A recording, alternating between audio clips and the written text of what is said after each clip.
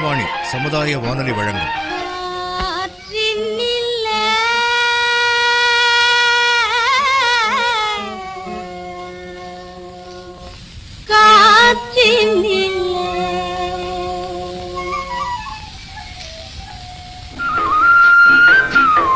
காற்றில் மிதந்து வரும் கணிதம். காற்றில் மிதந்து வரும் கணிதம் இந்திய அரசு அறிவியல் மற்றும் தொழில்நுட்பத்துறையின் ஓர் அங்கமான தேசிய அறிவியல் மற்றும் தொழில்நுட்ப தொடர்பியல் குழுமத்தின் ஆக்கம் ஊக்கம் ஆதரவுடன் ரத்தினவாணி சமுதாய வானொலி தயாரித்து வழங்கும் காற்றில் மிதந்து வரும் கணிதம்.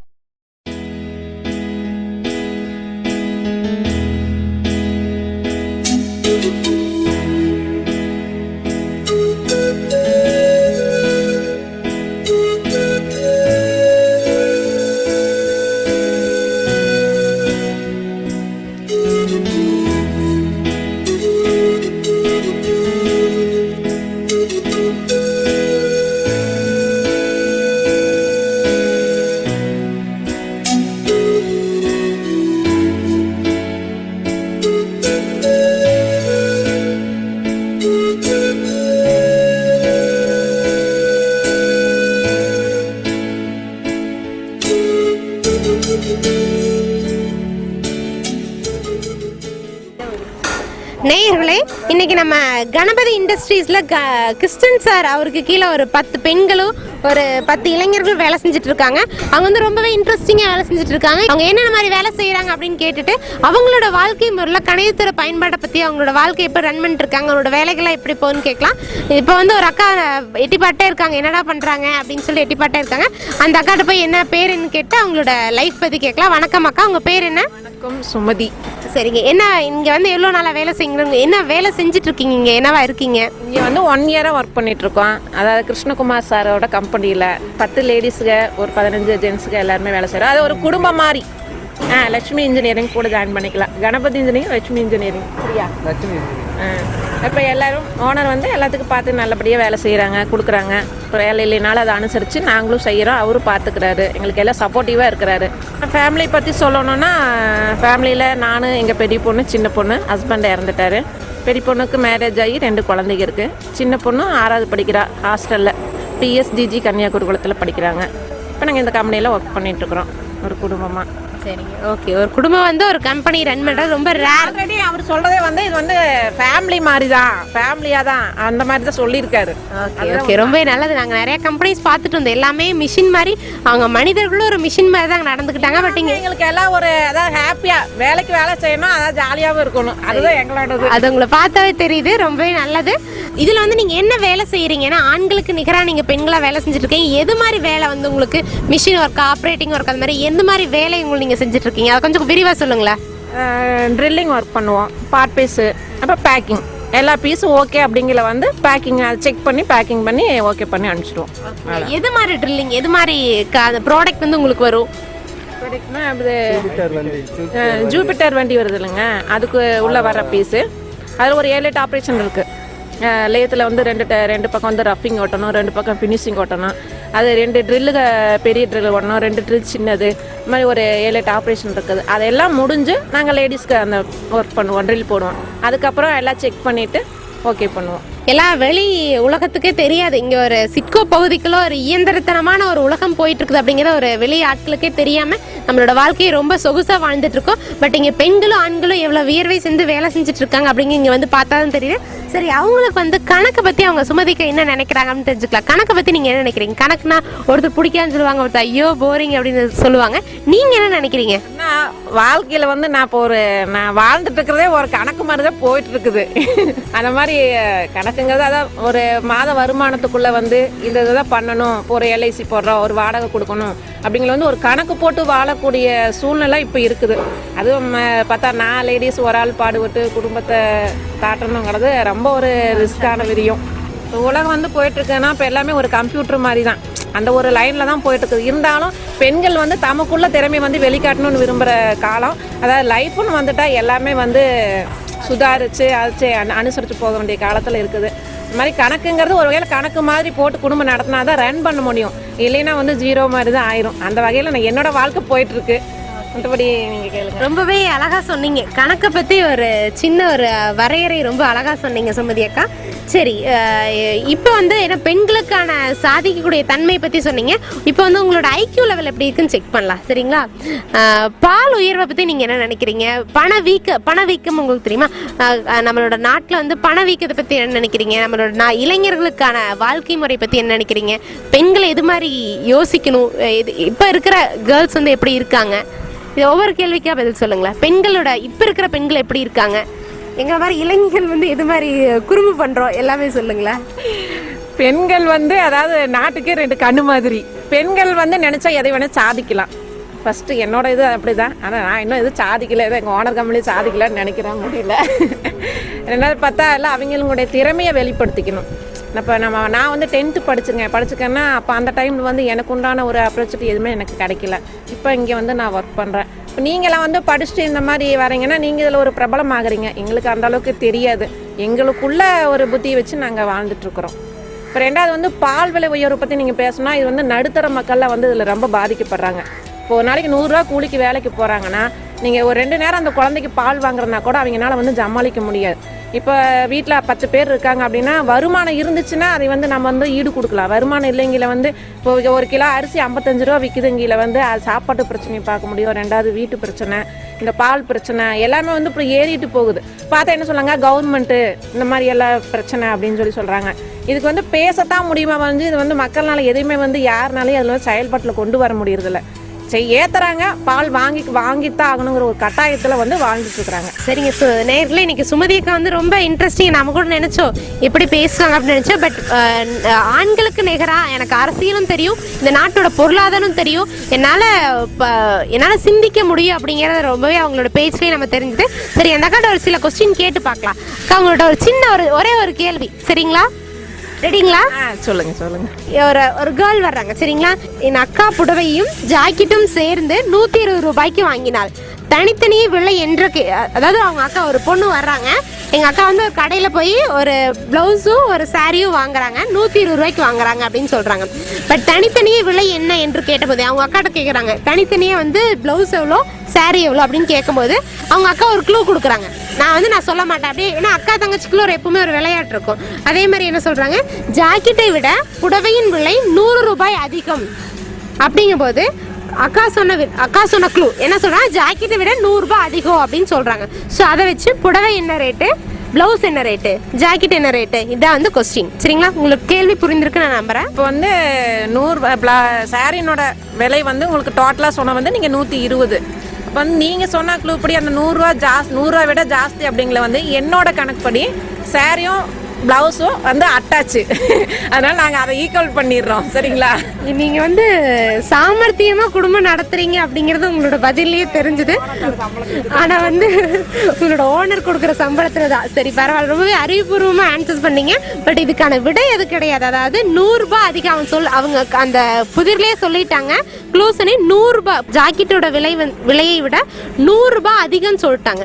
ஸோ 110 ரூபா வந்து ப்ளவுஸாக இருந்துட்டு 110 ரூபா இருந்துச்சுன்னா ப்ளவுஸ் வந்து 10 ரூபா. ஸோ 100 ரூபாய் விட அதிகம் சொல்லி 110 ரூபா நம்ம வச்சுட்டு 10 ரூபாங்கிறது ப்ளவுஸ். ஸோ 10 ரூபா வந்து 110 ரூபா. 10 ரூபா வந்து ஜாக்கெட்டோட விலையாகவும் 110 ரூபா வந்து சாரியோட விலையாகவும் இருக்கும். இதான் வந்து ஆன்சர். பட் நீங்கள் சாமர்த்தியமாக பதில் சொன்னீங்க, இது நல்லாவே இருந்துச்சு. சரி, இப்போ வந்து நம்மளோட காற்றில் மிதந்து வரும் பகுதியில் இப்போ மெயின் பார்ட்டுக்கு வரும். அதாவது நீங்கள் வந்து சேவிங் உங்களுக்கு சேவிங் இருக்கா? சேமிப்பு தொகை தொகைங்கிறது இருக்கு, ஆனால் வெளியே சொல்ல முடியாத அளவுக்கு இருக்குது. ஐயோ, அந்த அளவுக்கு குறைவாக இருக்குன்னு சொல்கிறீங்களா, அந்த அளவுக்கு அதிகமாக இருக்குன்னு சொல்கிறீங்களா? இல்லை, குறைவாக தான் இருக்குது. ஏன்னா ஓனர் தர வருமானம் நாங்கள் குடும்பம், ஏன்னா ஃபஸ்ட்டு சொன்னதுன்னா இப்போ வீட்டுக்காரர் இல்லை, அப்போ வந்து வர வருமானத்தில் தான் நான் குடும்பம் நடத்தி ஆகணும்.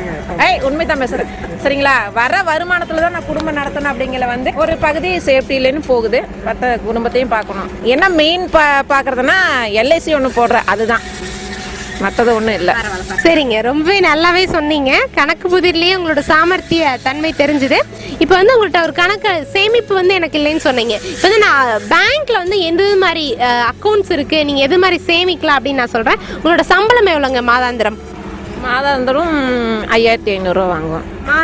மாதம் மாதம் நீங்கள் வந்து 5500 வாங்குறீங்க. இதுக்கு வந்து உங்களோட செலவு அதிகமாக என்னென்ன இருக்கும்? இந்த 5000 ரூபாயில் என்னென்ன செலவுகள் இருக்கும்? செலவுகள் வந்து வீட்டு வாடகை 1500 போயிடும். சரிங்க, வீட்டு வாடகை 1500 போயிடும். எல்ஐசி 500 போயும். எல்ஐசி 500 ரூபாய் போயிடும். அப்புறம் குழுவுக்கு கட்டுறதுல 750 ரூபா போகும். குழுவுக்கு 750 உங்களோட லோனோட சேர்ந்துங்களா? இல்லை 15,000 நாங்கள் எடுத்துருக்கோம்ல, அது மாதம் மாதம் கட்டணும்ல, அதுக்கு 750 ரூபா போயிடும். உங்களோட மாதாந்திர தொகை எவ்வளோங்க? மாதம் எவ்வளோ கட்டணும், அது போக லோன் எவ்வளோ? மாத தொகைனா இல்லை கட்டுறதே அவ்வளோதான். கட்டுறது இல்லைங்க, 750 பார்த்தீங்கன்னா உங்களுக்கு மாதம் மாதம் இவ்வளோ தொகை, அதாவது 200 ரூபா கட்டுவாங்க. அது போக 500 ரூபாய் வந்து உங்களோட லோன்லேருந்து அமௌண்ட்டாக இருக்கும். அப்படி அது எப்படி பர்சன்டேஜ் கணக்கு எனக்கு சொல்ல தெரியல. 15,000 எடுத்ததுங்க வந்து மந்த்லி வந்து ஒரு 30 ரூபா மட்டும் கம்மியாகுதுன்னு சொன்னாங்க. ஆனால் கம்மியாகலை. தனலட்சுமி குழுவில் இருந்து லாஸ்ட் ஒரு 3 மந்த்துக்கு மட்டும்தான் 30 ரூபா கம்மியாகுது. சரிங்க. இப்போ வந்து அந்த 15,000 நீங்கள் வந்து எத்தனை மாதங்களில் கட்டணும்னு சொன்னாங்க? ஒரு வருஷம் 12 மாதம். 12 மாதம். இப்போ வந்து எங்களோட குடும்பத்தை ரன் பண்ணுறத பற்றி அப்படியே சொல்லிட்டு உங்களோட சேவிங் அக்கௌண்ட் என்னென்ன மாதிரி இருக்குது அப்படிங்கிற நான் சொல்கிறேன். அதே மாதிரி உங்களோட 15,000 சொன்னீங்க, அது எப்படி நாங்கள் எங்கிட்ட வாங்குறாங்க அப்படின்னு சொன்னீங்க. ஸோ அது எப்படி வாங்குறாங்க அப்படிங்கிறது நான் உங்களுக்கு ஒரு ஐடியா நான் சொல்கிறேன் இப்போ, சரிங்களா? ஸோ இப்போ 15,000 பார்த்தீங்கன்னா வருஷத்துக்கு 12 மாதங்க. ஸோ மாதம் மாதம் நீங்கள் 1250 ரூபா வரும். 1470. 1470. 1470 ரூபா வந்து மாதம் வந்து நீங்கள் கட்டிட்டு வரணும். இது கூட பட் 15,000 வகுத்தல் 12 போட்டோம்னா நமக்கு மாதம் வந்து உங்களுக்கு 1250 ரூபா வரணும். ஸோ நீங்கள் எவ்வளோ கட்டுறீங்க? 1470. 1470. ஸோ மாதம் வந்து நீங்கள் 220 ரூபா வந்து நீங்கள் இன்ட்ரெஸ்ட் கட்டுறீங்க. ஸோ எத்தனை ரூபா இன்ட்ரெஸ்ட் உங்களுக்கு தெரியுமா? இது 1590 என்னமோ சொன்னாங்க. சரியான யோசனை இல்லை, தெரியல. சரிங்க.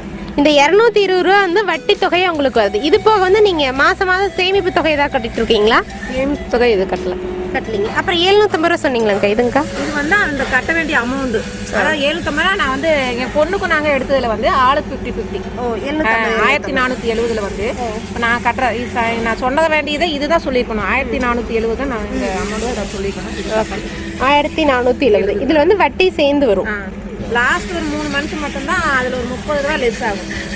மாதம் வந்து நீங்கள் 1470 ரூபா வந்து நீங்கள் கட்டுறீங்க. உங்களோட சேமிப்பு உங்களோட கடன் தொகை பார்த்தீங்கன்னா 15,000.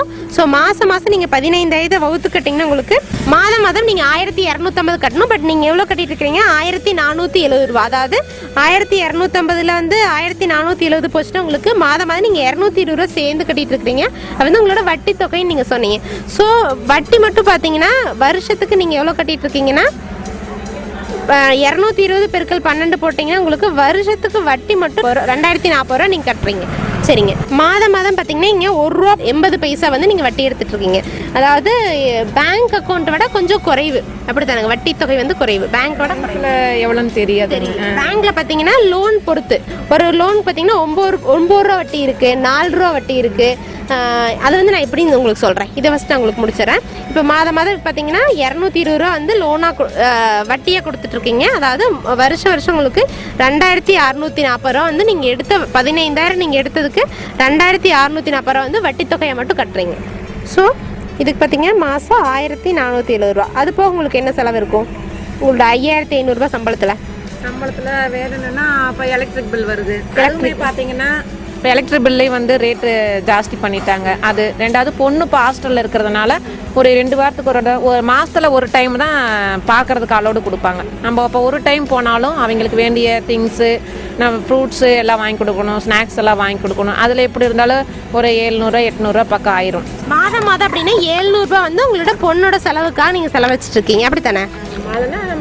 அதெல்லாம் இடையில இப்போ ஒரு 3 நாள் கவர்மெண்ட் லீவெல்லாம் வந்துச்சுன்னா நம்ம வீட்டுக்கு கூட்டிகிட்டு வந்துடலாம். அப்போ அந்த 3 நாள் வந்து நம்மளுடைய செலவுக்கு. ரெண்டாவது ஹாஸ்டல் ஃபீஸ் வந்து இப்போ வருஷத்துக்கு இவ்வளோன்னு கட்டுவாங்க. இப்போ 5வது முடிய கவர்மெண்ட் ஸ்கூலில் படித்தா இப்போ வந்து அந்த ட்ரஸ்ட்டில் போயிருக்கா. இப்போ போன வருஷம் 5th வந்து 1500 வாங்கினாங்க. இப்போ இந்த 2வது வருஷத்தில் வந்து 3500 வாங்கினாங்க. இப்போ நீ எவ்வளோ சொல்லுவாங்கன்னு தெரியல. 7th போகிறா. இப்போ மாதம் ஒரு குறிப்பிட்ட தொகை வந்து உங்களோட பொண்ணுக்காக ஒதுக்கிட்டு இருக்கீங்க. சரிங்க. தோராயமாக ஒரு 1000 ரூபாய்னு வச்சுக்கலாங்களா? சரிங்க. தோராயமாக உங்களோட பொண்ணுக்காக வந்து பொண்ணோட படிப்பு செலவுக்காக 1000 ரூபாய் ஒதுக்கிட்டு இருக்கீங்க. இது போக உங்களுக்கு வேற ஏதாவது மளிகை செலவுகள் அது மாதிரி? கண்டிப்பாக இருக்குது. மளிகை செலவு இருக்குது. ரெண்டாவது வந்து எனக்கு வந்து பேரண்ட்ஸ் யாரும் கிடையாது. அம்மா அப்பா அக்கா தங்கச்சி அண்ணன் யாருமே கிடையாது. இதில் சொல்லக்கூடிய எனக்கே வந்து நான் சில நேரம் யோசித்து பெருமையும் படுவேன். ரெண்டாவது வந்து என்னால் அதை வந்து சிந்திச்சாவே நம்மளுக்கு உடம்பு சரி, ஏற்கனவே நம்மளுக்கு ஹார்ட் ப்ராப்ளமும் இருக்குது. ரெண்டாவது அது ஜிஹெச்சில் தான் பார்த்துட்டு டேப்லெட் எடுத்துகிட்டு இருக்கிறேன். இது எல்லாமே சகிச்சுட்டு ஒரு வாழக்கூடிய பெண்மணியாக நானே என்ன பெருமையாக தான் நான் நினச்சிக்குவேன். ஏன்னா இப்போ வந்து எப்படியோ பெண்கள் வாழ்கிறாங்க. நான் ஒரே வீட்டில் 15 வருஷமாக குடியிருக்கிறேன். ஏன்னா அம்மா இல்லாத அப்பா இல்லாத ஹஸ்பண்ட் இருந்து 4 வருஷம் தான் ஆச்சு. இது எல்லாமே சகிச்சுக்கிட்டு வாழ்கிறேன். வேறு வழி இல்லை, என்ன பண்ணுறது. வாழ்க்கை வந்து எப்படி இருந்தாலும் நம்ம சந்தோஷமா வாழணும். ஏன்னா நம்மளை நம்பி ஒரு 2 குழந்தைங்கள இருக்குது அப்படிங்கிறதுக்காக. சரி, ரொம்பவே நல்லது. இப்போ உங்களோட செலவு தொகை பார்த்தீங்கன்னா உங்களோட மளிகைக்காக மாதம் உங்களுக்கு மட்டும் ஒரு 500 ரூபாய் வருங்களா, ஒரு 1000 ரூபாய் வருங்களா? இப்போ அரிசி எடுத்தாலுமே ஒரு 3 மாதத்துக்கு வரும். நல்ல அரிசி எடுத்தோம்னா ஒரு 3 மாதங்கள்ல அது வந்து அரிசியினுடைய விலை 1350 ரூபா வருது. 3 மாதத்துக்கு எனக்கு வரும். ஒரு ஆள் தானே இப்போ வீட்டில் இருக்க. பொண்ணுங்க வந்தால் மட்டும்தான். ரெண்டாவது மருமகனும் பொண்ணுகளும் வீட்டுக்கு வந்தாங்கன்னா கொஞ்சம் செலவுகள் இருக்கும். ஏன்னா அவங்களுக்கு தேவையானதெல்லாம் வாங்கணும், பிடிக்கணும். பேரம்பேத்தி வருவாங்க. இந்த மாதிரி பார்த்தா மீறினா எனக்கு மருமகன் தான் எனக்கு மக மாதிரி என்னை பார்த்துக்கிறாப்புல. ஒரு ஃபேமிலியே நல்லா போயிட்டுருக்கு. சரிங்க சுமதிக்கா, அப்படியே உங்களோட பார்த்தீங்கன்னா மாதம் உங்களோட குடும்ப செலவு மட்டும் ஒரு 1000 ரூபாய் வருங்களா, 1500 ரூபாய் வருங்களா? உங்களோட பால் கணக்கே டெய்லியும் போட்டு பாருங்க. பால் கணக்கே இப்போ 12 ரூபா அப்படிங்கிற வந்து மாதம் 30 நாளும் நம்ம பால் வாங்கி தாகணும். இந்த குழந்தைங்க வந்தால் அவங்களுக்கு தனியாக வாங்கணும். எல்லாமே நான் கணக்கு போட்டுருவேன். நான் பாலுக்குன்னா ஒரு 400 ரூபா அந்த மாதிரி மாதம். இப்போ நம்மளுடைய செலவுகள் அந்த மாதிரி எல்லாமே பார்க்க வேண்டியதாக இருக்குது. இப்போ உங்களோட குடும்ப செலவுகள் மட்டும் பார்த்தீங்கன்னா ஒரு 1500, வீட்டு வாடகை 500, அது மாதிரி போடும்போது உங்களுக்கு 1500, 3000, 4000, 4500, 5000 ரூபா வந்து மாதம் உங்களுக்கு 5500 ரூபா சம்பளம் வாங்கணும். உங்களுக்கு 5000 வந்து செலவு கரெக்டாக இருக்குது. ஓகே, வாங்குற சம்பளத்தை உங்களுக்கு செலவினம் வந்து கரெக்டாக இருக்குது. அப்போ சேவிங்கிறது பண்ண முடியல. இப்போ கவர்மெண்ட்லேருந்து ஏதாவது இந்த மாதிரி வீடோ அவங்களுக்கு ஒரு சலுகைகள் அப்படின்னு ஏதாவது வந்து நம்மளுக்கு அறிவிச்சாலும் அதையும் கூட ட்ரை பண்ணி பார்த்துட்டேன். எனக்கு வந்து அந்த மாதிரி கிடைக்கல. அதனால ஏதாவது நம்மளுக்கு ஒரு பெனிஃபிட்னு எதுவுமே கிடையாது இல்லைங்க. இப்படித்தான் வாழ்க்கை ஓடிட்டு இருக்குது.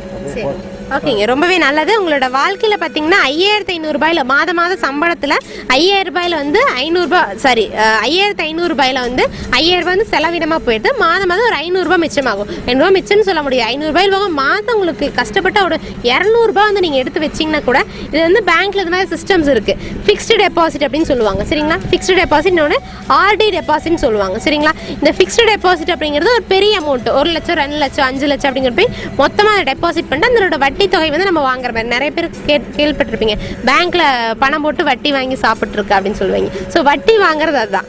அதான் பார்த்தீங்கன்னா ஃபிக்ஸ்டு டெபாசிட் 9 ரூபா வட்டி கொடுப்பாங்க. 100 ரூபாய்க்கு 9 ரூபா வந்து அவங்க நமக்கு கொடுப்பாங்க. அதாவது வட்டிங்கிறது 100 ரூபாயில் வந்து 9 ரூபா வட்டி. 1 ரூபா அப்படிங்கிறது 100 ரூபாயில் 1 ரூபா அவங்க நமக்கு தரது அப்படிங்கிற மாதிரி. ஃபிக்ஸ்டு டெபாசிட்க்கு வந்து வட்டி அதிகம். அடுத்து பார்த்தீங்கன்னா ஆர்டி டெபாசிட் சொல்லுவாங்க. ஆர்டி டெபாசிட் பார்த்தீங்கன்னா எப்படின்னா மாதம் ஒரு குறிப்பிட்ட தொகை நீங்கள் இந்த 500 ரூபாயில் மாதம் ஒரு கஷ்டப்பட்டு ஒரு 200 ரூபாய் நீங்கள் எடுத்து வச்சிங்கன்னா கூட உங்களோட அக்கௌண்ட்டில் ஒரு ஓப்பன் பண்ணிக்கங்க. சுமதி அப்படிங்கிற ஒரு நேமில் ஒரு ஏதாவது ஒரு பேங்க்கில் ஓப்பன் பண்ணிட்டீங்க. மாதம் ஒரு குறிப்பிட்ட தொகை 200 ரூபாய், 200 ரூபாய் குறைந்தபட்சம் 200 ரூபாய், 200 ரூபாய் போட்டிருந்தீங்க உங்களுக்கு ஒரு இயர் எண்டிங்கில் ஒரு அமௌண்ட் வரும். அதுக்கு அவங்க வட்டி போடுவாங்க. 9 ரூபா வட்டி போட்டிருக்காங்க. சரிங்களா, எப்படி ஃபிக்ஸ்டு டெபாசிட்க்கு ஈக்குவலாக 9 ரூபா வட்டி ஆர்டி டெபாசிட்டில் போட்டிருக்காங்க. ஸோ உங்களுக்கு ஒரு பல்கான அமௌண்ட் வரும். சரிங்களா, இது எப்படின்னா வட்டி எப்படி போடுவாங்கன்னா 3 மாதத்துக்கு ஒரு டைம் போடுவாங்க. ஒரு பேங்க்கில் ஒரு 6 மாதத்துக்கு ஒரு டைம் போடுவாங்க. ஒரு பேங்க்கில் 1 வருஷத்துக்கு ஒரு டைம் போடுவாங்க. ஸோ எப்படியே கஷ்டப்பட்டு போட்டிங்கன்னா உங்களுக்கு ஃப்யூச்சரில் ஏதாவது ஒரு விசேஷம்னா கூட யூஸ் ஆகும். சரிங்களா, ஸோ இந்த பகுதியில் நம்ம வந்து சுமதி அக்கா வந்து ஒற்றையாளாக இருந்தாலும் அவங்களோட வாழ்க்கையை எப்படி ரன் பண்ணுறாங்க பார்த்தோம். ஆஸ் வெல் ஆஸ் அவங்களுக்கு வந்து இது வரைக்கும் டெபாசிட் பற்றி நமக்கு தெரியல. அவங்களுக்கு இன்றைக்கி ஒரு ஐடியா கொடுத்துருக்கோம். ஆர்டி டெபாசிட் சேவ் பண்ணுங்க, கண்டிப்பாக இது உங்களுக்கு யூஸ்ஃபுல்லாக இருக்குன்னு நம்ம சொல்லி கொடுத்துருப்போம். இது அந்த அக்காவுக்கு யூஸ்ஃபுல்லாக இருக்குன்னு நம்புறோம். எப்படிங்க புரிஞ்சுது அவங்களுக்கு? இது வந்து பார்க்க போனால் நீங்கள் சொன்னீங்கல்ல ஃபிக்ஸடு டெபாசிட் ஒன்று, ஆடி டெபாசிட் சொன்னீங்க. இப்போ என்னோட 5500 ரூபா வருமானத்தில் வந்து இப்போ நீங்கள் போட்ட கணக்குப்படி வந்து பார்த்தா எனக்கு பத்தாது. இருந்தாலும் அதுலேயே ஒரு சேஃப்டி சொல்லியிருக்கீங்க. ஒரு 200 ரூபா கஷ்டப்பட்டு அதில் ஒதுக்குனாலும் இந்த ஆடி அக்கௌண்ட்டில் போட்டால் பின்னாடி வருஷத்துக்கு அதில் ஒரு பெனிஃபிட் இருக்குன்னு சொல்லிக்கிறீங்க. அந்த நடைமுறை வந்து பின்பற்றலாம். ரொம்ப நன்றிக்கா சுமதிக்கா. ரொம்ப நேரில் இன்னைக்கு சுமதிக்கா மாதிரி ஒரு வீரமான ஒரு பெண்மணி நம்ம இன்னைக்கு பார்த்ததே எல்லாத்துக்கும் இது வீட்டில் சும்மா ஹவுஸ் ஒய்ஃபாக இருக்கிறவங்க இவங்க ஒரு எடுத்துக்காட்டாக இருக்காங்க. கண்டிப்பாக இந்த பகுதியில் காற்றில் மிதந்து வரும் பகுதியில் இவங்க மூலியமாக கணக்கு மட்டும் இல்லாமல் உங்களோட வாழ்க்கை முறைகள் உங்களுக்கு கண்டிப்பாக எடுத்துக்காட்டாக இருக்குன்னு நம்புறேன். ரொம்ப நன்றிங்கக்கா. ரொம்ப நன்றி ரத்னவாணி எஃப்எம் அவர்களுக்கும் நேயர்களுக்கும். இவங்க வந்து இப்போ இன்டர்வியூ பண்ணாங்களா அவங்களுக்கும் ரொம்ப தேங்க்யூ. ரொம்ப நன்றிக்கா.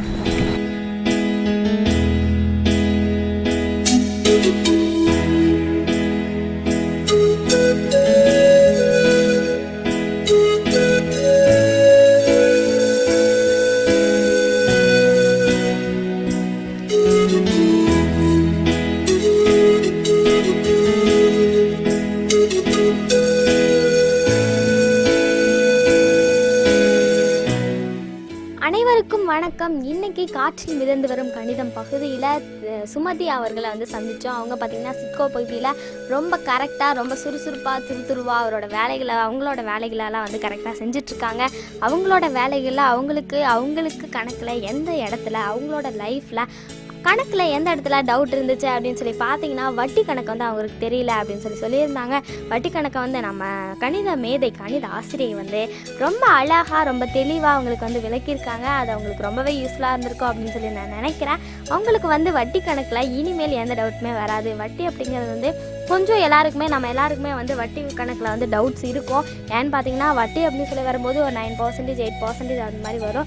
அது வந்து எப்படி கண்டுபிடிக்கணும்னு பார்த்தீங்கன்னா 9% அப்படின்னா 9/100 அப்படின்னு சொல்லி போட்டு கண்டுபிடிக்கணும். அதே மாதிரி தாங்க வட்டி கணக்கு வந்து எப்போவுமே கொஞ்சம் கஷ்டமாக இருக்கும். ஏன்னா சீட்டு வைக்கிறது, எங்கேயாச்சும் வந்து நமக்கு நகை அடகு வைக்கிறது, அந்த மாதிரிலாம் பார்த்தீங்கன்னா வட்டி கணக்கு வந்து யூஸ் பண்ணுவாங்க. வட்டி வந்து அந்த இடத்துல தான் வந்து போடுவாங்க. அது வந்து நம்ம எவ்வளோ வட்டி போட்டிருக்காங்க அப்படின்னு சொல்லிட்டு நமக்கு தெரியாது.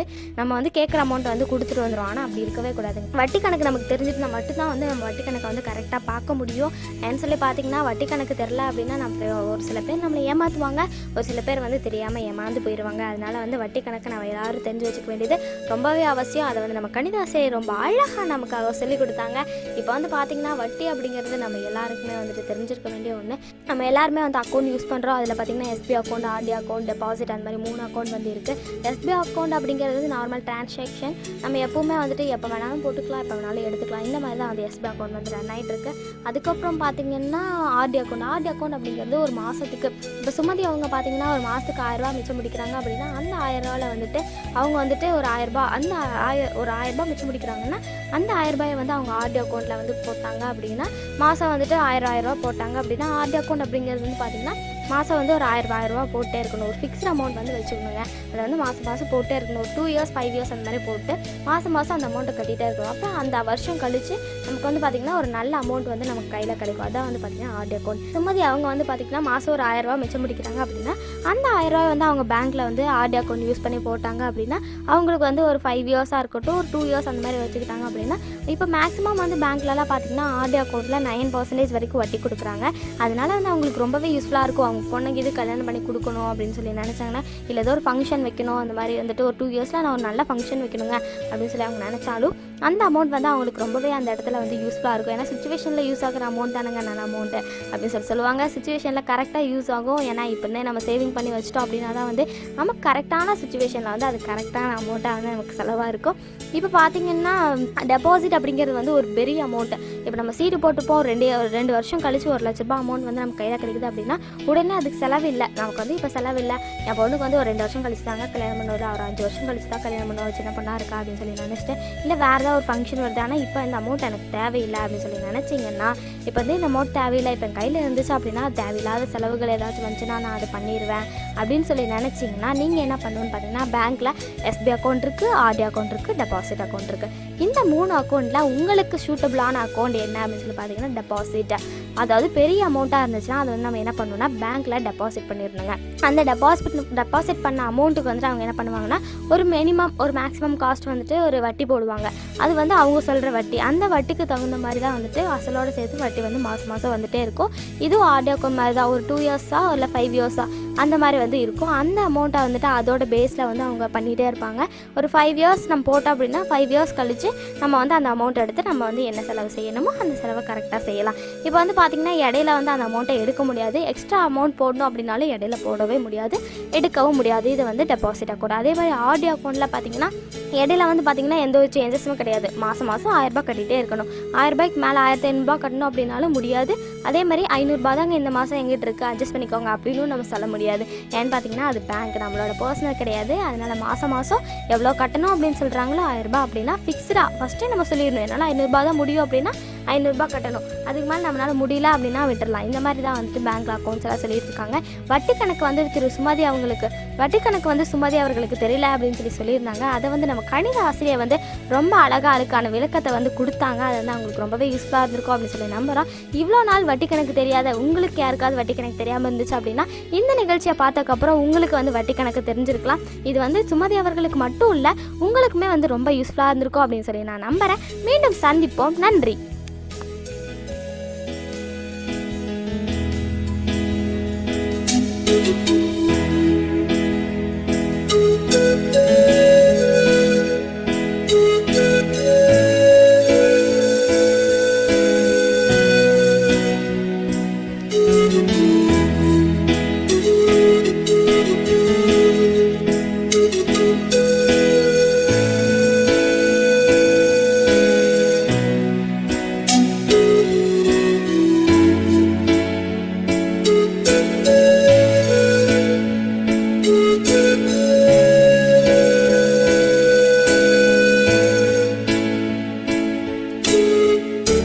நன்றி.